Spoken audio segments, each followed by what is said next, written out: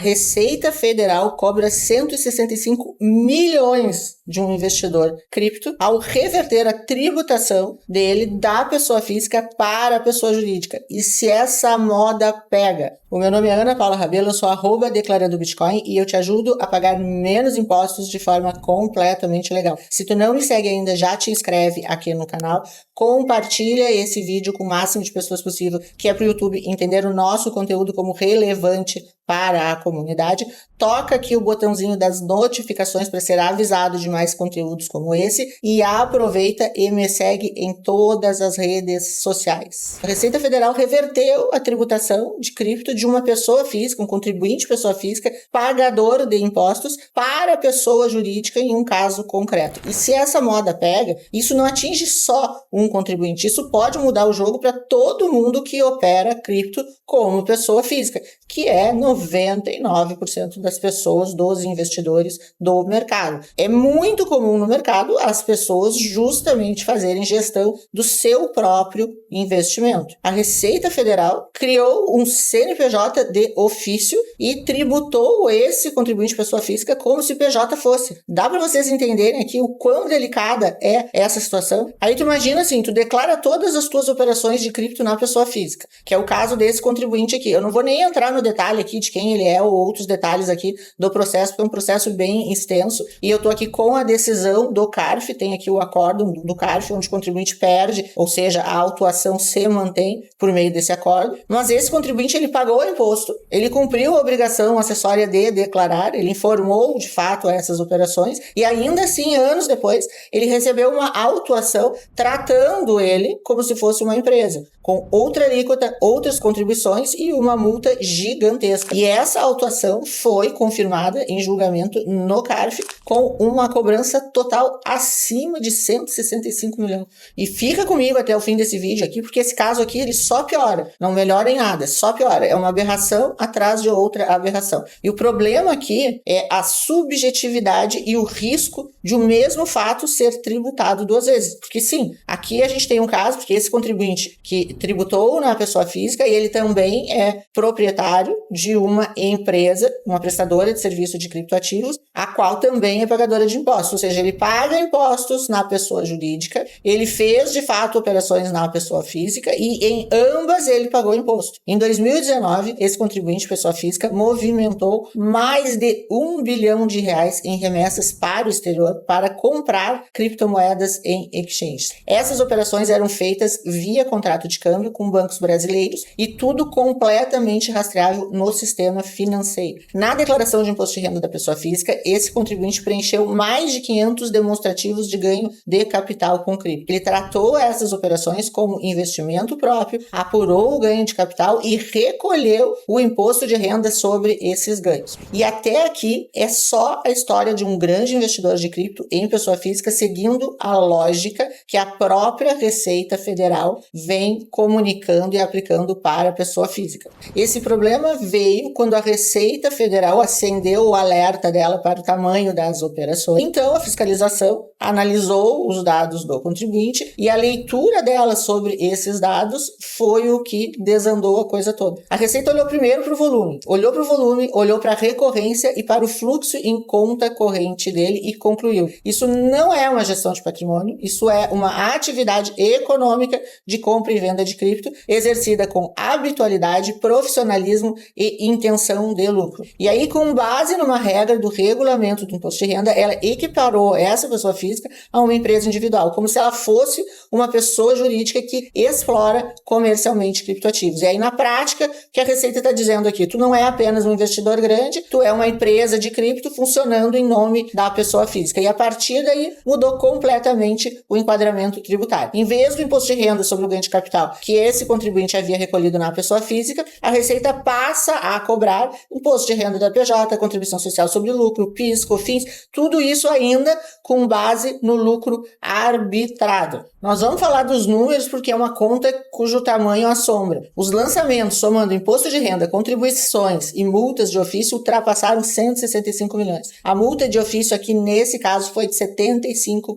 Vamos pensar na lógica disso. Ele já tinha declarado e tributado as operações na pessoa física. E ainda assim, ele foi autuado como se tudo fosse receita de uma empresa individual com base em lucro arbitrado com uma multa bem pesada. O contribuinte, por outro lado, alegou que não era trader para o mercado. Ele não tinha uma carteira de clientes ativa como pessoa física e, segundo a defesa, as operações em nome da pessoa física eram feitas para viabilizar compra de cripto para a pessoa jurídica dele, né, pela impossibilidade da pessoa jurídica comprar em grandes volumes lá fora. Nessa narrativa, quem realmente atuava com clientes era a empresa. A empresa, sim, ela cobrava taxas de mercado de 2 a 5% sobre as operações, enquanto a pessoa física recebia em torno de 0,2% por operação, por fazer essa ponte operacional de compra de criptoativos no exterior para venda para exchange. Do ponto de vista societário, o quadro até é de um grupo. Ele é sócio de uma holding, essa holding é dona da empresa de cripto, a pessoa física entra num pedaço da operação para resolver uma limitação operacional de câmbio que acontecia naquele período, mas ainda assim, existe um CNPJ aqui que foi pensado para lidar com o público e esse CNPJ, ele de fato, ele cobrava as taxas praticadas no mercado e as tributava também, ou seja, o cara era pessoa física, mas ele tinha uma empresa e essa empresa era pagadora de impostos sobre a taxa de negociação desse criptoativo. Então vamos lá, pensa comigo. Se a pessoa jurídica do cara cobrava essa taxa de negociação, que era a mesma praticada de outras empresas do segmento, e ele, na pessoa física, fazia essa compra e venda do ativo grosso e transferia para a empresa, cobrando ali uma taxa mínima de 0,2%, a gente pode conceber aqui que a venda final, ela já foi tributada aí lá na pessoa jurídica do cara. E comprovadamente aqui, essa pessoa física, lá na declaração dela, ela demonstrou aqui as compras e vendas e inclusive qual foi o percentual aplicado, que foi um percentual mínimo, que muito provavelmente esse percentual já serviria justamente para cobrir esses custos e impostos da declaração na pessoa física. Mas a estrutura comercial, de fato, estava lá na pessoa jurídica e lá fora tributado. Então a Receita Federal tributar novamente tudo na pessoa física, arbitrou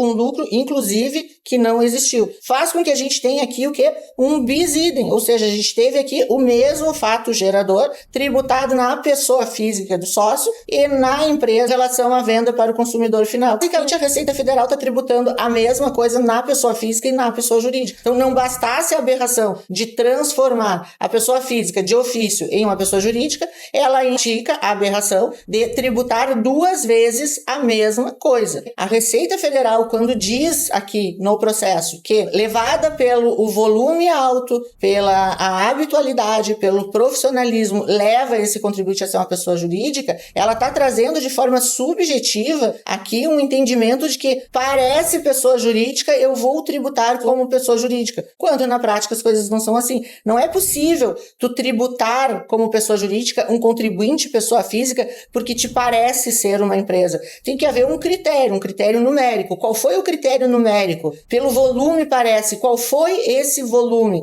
Existe um volume mínimo? Não existe um volume mínimo. Existe uma regra clara? Não existe. Vamos colocar um trader aqui nesse lugar de fala. O trader que opera o seu próprio capital. Que digamos que esse trader tenha R$1 milhão e ele faça 1 milhão de transações, ele vai extrapolar em volume e muito. Só que extrapolar o quê? Em que momento esse trader vai saber que tem que constituir uma empresa e não tributar isso na pessoa física? Não existe. Isso é um critério subjetivo que coloca todo grande operador em risco. Não existe hoje em nenhuma norma um marco oficial dizendo a partir de quanto de volume a pessoa física vira uma PJ de cripto. Não tem lei, não tem instrução normativa que fale acima de X ou X operações. Então, assim, obrigatoriamente, tu vai agir como uma empresa, mesmo que tu não tenha como objetivo social nenhuma atividade de comerciar, tu esteja efetivamente gerindo o teu próprio patrimônio patrimônio e vai passar a pagar como pessoa jurídica meramente pelo assombro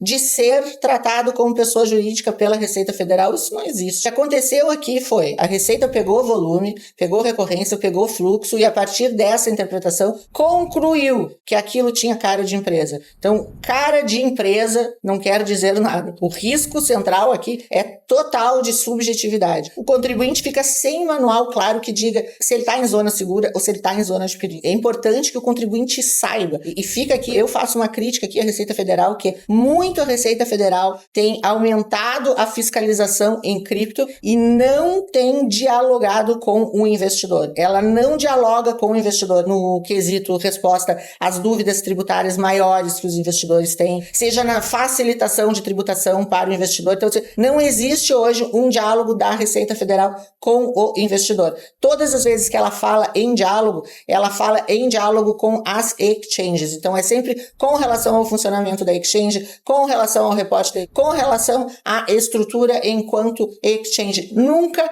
com relação ao contribuinte. E essas faltas de fronteiras objetivas, de respostas objetivas, são justamente o que abre espaço para decisões agressivas como essa. Esse vídeo aqui, diferente dos outros, que eu sempre digo que não é uma crítica, esse aqui é uma crítica, assim, a falta de diálogo da Receita Federal com o contribuinte. Hoje, o contribuinte de criptoativos opera em cima de várias áreas cinzentas.